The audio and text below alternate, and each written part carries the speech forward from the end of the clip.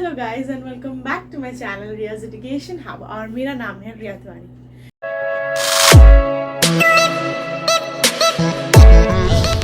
So yes I am back again and इस बार जो मेरा टॉपिक है वो है सिलेबस डिस्कशन। ठीक है, तो ICSE 2024 में जो अपेयर होने वाले हैं, मतलब जो अभी क्लास 10 में है, जो नेक्स्ट ईयर फेब या मार्च को जो एग्ज़ाम देने वाले हैं, उन लोगों के लिए ये स्पेशल वीडियो है क्योंकि इस वीडियो में मैं हिस्ट्री का जो सिलेबस है, हिस्ट्री एंड सिविक्स का जो सिलेबस है वो डिस्कस करने जा रही हूँ। ठीक है, तो और भी सीरीज आएंगी जैसे कि ज्योग्राफी हुआ, लिटरेचर हुआ, लैंग्वेज का तो as we all know it's common for every year. ठीक है, उसमें कुछ स्पेशलिटी नहीं है, अगर फिर भी कुछ आता है तो मैं उसके लिए भी वीडियो अपलोड करूँगी।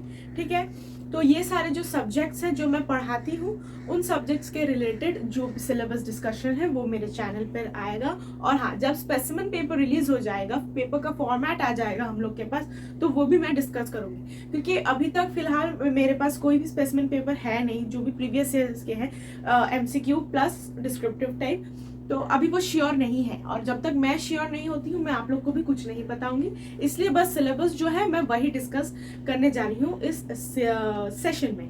ठीक है, सो अब एक सब्जेक्ट में अच्छा मार्क्स स्कोर करने के लिए हमें उस सब्जेक्ट को जानना ज़रूरी है। उस सब्जेक्ट को जानने के लिए हमें उसका सिलेबस जानना बहुत ज़्यादा इंपॉर्टेंट हो जाता है क्योंकि उसमें क्या क्या है, हमें क्या क्या पढ़ना है, कितना डेप्थ में हमें जाना है, वो सब हमें दिमाग में ध्यान में रखते हुए हमें उस सब्जेक्ट को अप्रोच करना चाहिए। ठीक है, तो उसी के अकॉर्डिंग टाइम भी लगेगा। इस बार का जो सिलेबस है वो भी है मेरे पास, so I suggest you to take your book and a pencil or a pen to mark the portions which are there and which are not. Now comes the question, is the syllabus reduced? So according to my sources, no, the syllabus has not been reduced क्योंकि जितने भी portions हैं जो भी Covid के time में reduce हुए थे वो इस बार है। ये नहीं कि इस बार कुछ portions डिलीट हो चुके हैं, नहीं, जो जैसा था वैसा ही है। ठीक है, तो बहुत सारे सोर्सेस आपको बताएंगे कि जो सिलेबस है वो रिड्यूस हो चुका है, बट ऐसा कुछ भी न्यूज़ नहीं आया अभी तक, तो फिलहाल नहीं आया है। बाद में हो सके तो अगर वो होता है तो वो भी मैं चैनल पर ज़रूर अपलोड करूँगी। ठीक है, तो हिस्ट्री का पहला जो आता है वो है सिविक्स पार्ट। सिविक्स पार्ट में क्या क्या पोर्शंस है? पहला है union legislature, second is union executive and third is judiciary. ठीक है, यूनियन लेजिस्लेचर में क्या है? लोकसभा, टर्म, क्वालिफिकेशंस, ठीक है, प्रिसाइडिंग ऑफिसर जो होता है, स्पीकर, इलेक्शन एंड फंक्शंस, वो सब है। ठीक है, कुछ भी उसमें से डिलीट नहीं हुआ है, जैसे कि सेशन हुआ, कोरम हुआ, क्वेश्चन हुआ, अर्जेंट मोशन हुआ, नो कॉन्फिडेंस मोशन हुआ, और स्पीकर के इलेक्शन भी है और फंक्शंस भी हैं।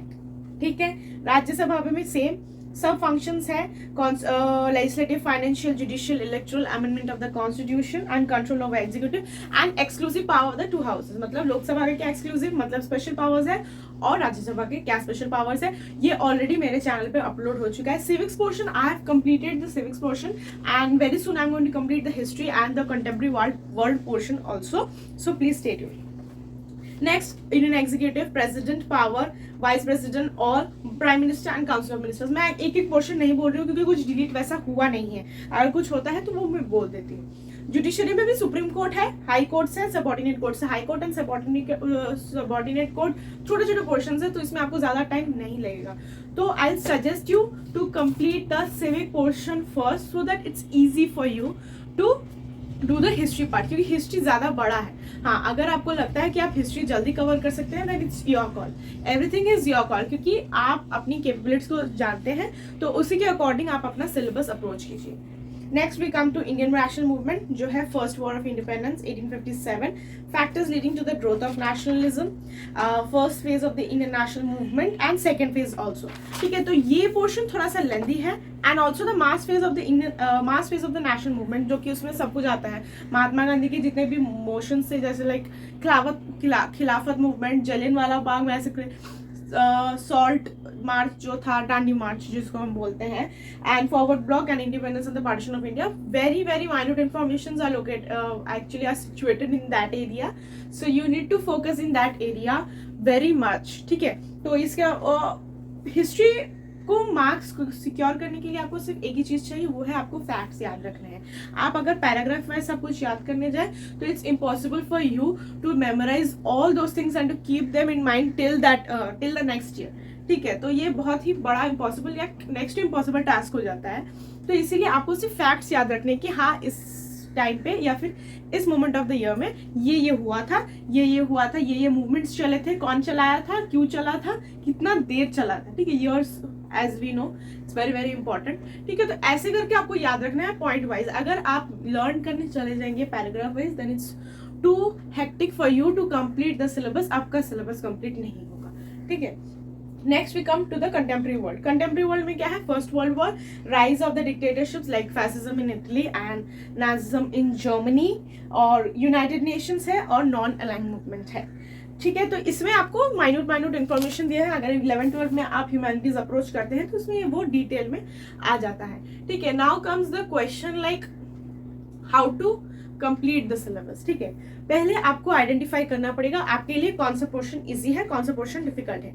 अगर डिफिकल्ट है जो पोर्शन, तो उसको अगर आपको लगता है कि वो मैं पहले कंप्लीट करूंगा तो आप वो भी कर सकते हैं। अगर आपको लगता है कि मैं बाद में कंप्लीट करूंगा, आप वो भी कर सकते हैं। By October you need to complete the full syllabus, all subjects, ये सिर्फ एक सब्जेक्ट का नहीं, ऑल सब्जेक्ट्स का। वैसे आपको टाइम टेबल बनाना पड़ेगा। ठीक है, मैं सुबह को ये सब्जेक्ट पढ़ूंगा, दोपहर को ये और शाम को ये। जैसे अभी आपके वेकेशंस चल रहे हैं तो you need to cover your syllabus as much as possible in this span of time. ठीक है, क्योंकि ये सबसे बेस्ट टाइम होता है।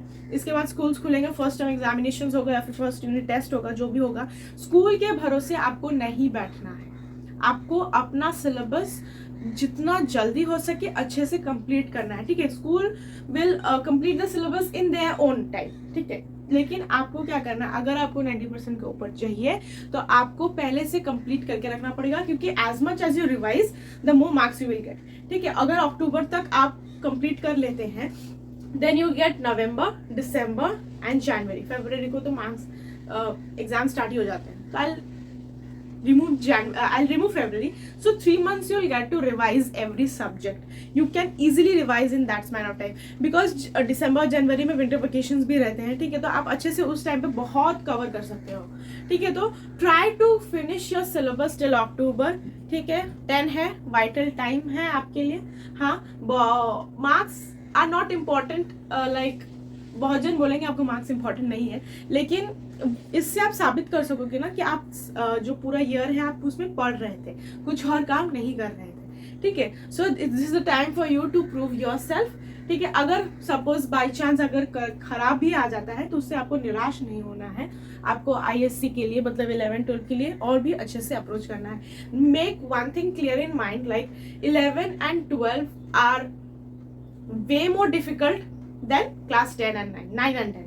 ठीक है, 9 and 10 में जो भी हम पढ़ते हैं वो 11-12 के सामने कुछ भी नहीं। चाहे कोई भी स्ट्रीम हो, साइंस हो, कॉमर्स हो या फिर आर्ट्स हो, कोई भी स्ट्रीम हो, बहुत ही डिफिकल्ट हो जाता है। क्योंकि 10 में हम मर्चेंट ऑफ वेनिस करते हैं, 11-12 में वी डू आइदर टेम्पेस्ट और मैकबेथ। ठीक है, तो टेम्पेस्ट तो आपको कुछ समझ में आएगा नहीं, and Macbeth is also very very very complicated as compare to Merchant of Venice. Merchant of Venice बहुत ही ईजी होता है।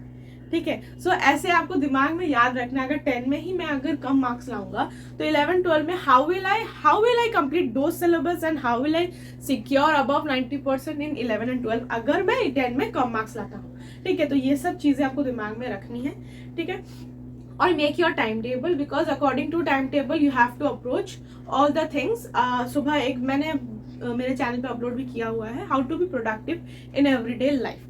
ठीक है, तो उस वीडियो को भी आप जाके देखिए कि कैसे हम पूरे दिन को यूटिलाइज कर सकते हैं, पढ़ाई भी करेंगे और साथ ही एक्स्ट्रा करिकुलर एक्टिविटीज है वो भी करेंगे। ठीक है, तो ये था हिस्ट्री का syllabus. Nothing has been reduce till date. ठीक है, टिल डेट अभी तक कुछ भी रिड्यूस नहीं हुआ है। अगर कुछ रिड्यूस होता है तो मैं जरूर बताऊंगी। In next video will come with the geography series. Geography में क्या क्या पोर्शंस है और क्या क्या नहीं है, कैसे उसे हम अप्रोच करेंगे, वो सब मैं नेक्स्ट वीडियो में बताऊंगी। फिलहाल के लिए आज का वीडियो यहीं खत्म होता है। अगर कोई भी डाउट्स हो तो आप मुझे कमेंट सेक्शन पर लेकर बता सकते हैं, या फिर you can also approach me in my email ID which will be provided in the description box. And that's it for today. This is Riya Tiwari signing off for today. Bye bye.